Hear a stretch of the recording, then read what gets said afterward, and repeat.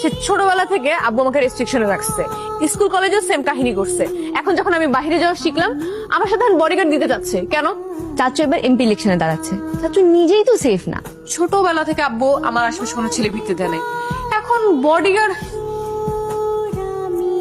আপনার বাবা আমাকে আপনার সিকিউরিটি পারপাস হায়ার করেছেন, আপনার বডিগার্ড। হাই, আমি পায়েল, ওর কাজিন, এ বাসাতেই থাকি। উনি কথা বলতে পারেন না? এই কথা বল। নিয়া, আমি না সেকেন্ড লিফটেনের উপর ক্রাশ খেয়েছি, সিরিয়াসলি?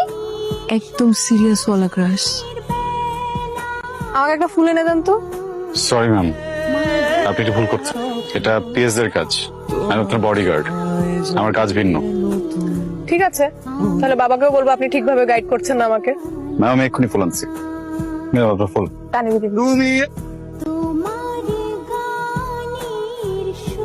এটা কি হলো? হ্যাঁ? বুঝলেই তো কি হলো।